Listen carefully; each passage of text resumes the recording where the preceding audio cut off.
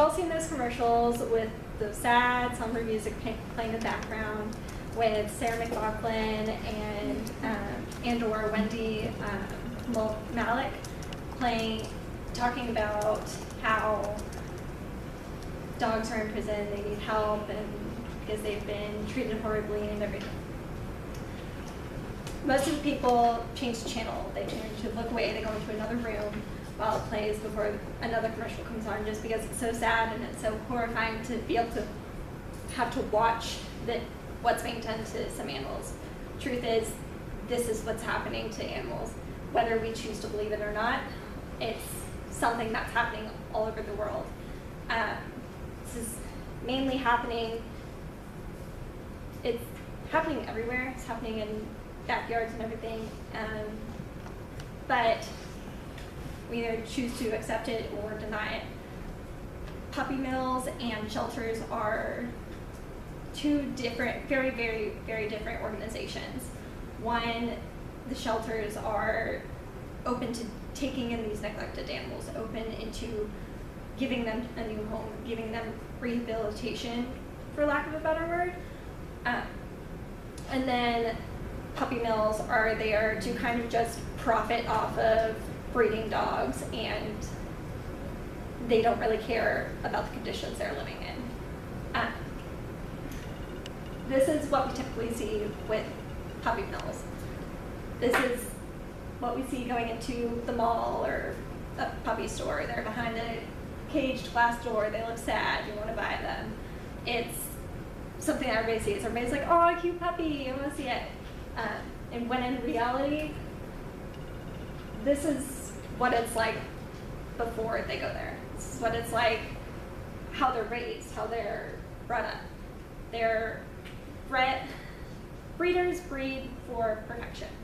They breed for one type of dog, and whenever they get that type of dog, they just breed within that same dog's family, and so they get more and more and more of the same kind of dog. The issues with these types of dogs, they're with a dog that's bred internally, like throughout its family, it's hard to describe, but biologically they're prone to more problems just because they are bred within the same line. They don't have access to any other traits, so say it's a Labrador or Golden Retriever bred with a Golden Retriever. Their Golden Retrievers have bad hips. That's just part of their makeup. That's just how they're bred.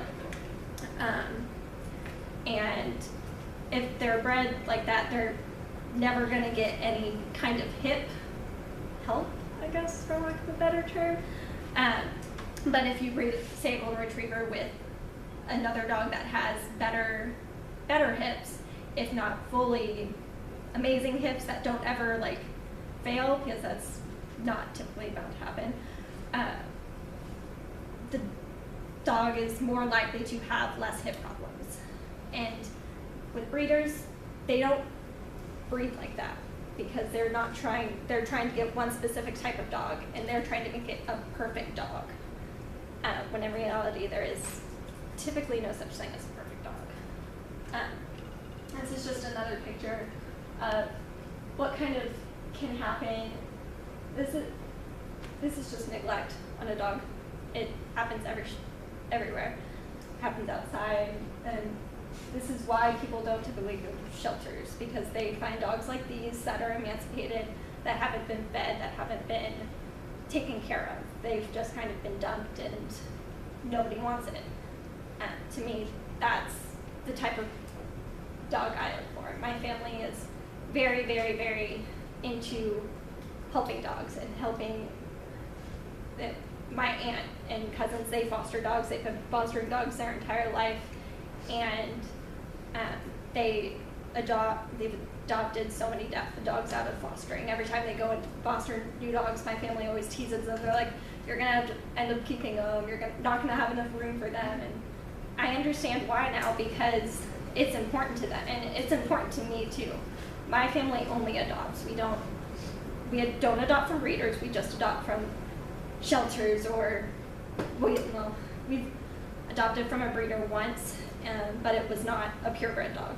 It's my dog, she's a boxer mix, and I'll tell you more about her later. But that's just one of the pictures. And through shelters, they help the animals, they help rehabilitate the animals. They're all made out of volunteers. Typically, they're not, if they are salaried, they're not paid a whole lot. Another thing about shelters, they're nonprofit or organizations for the most part.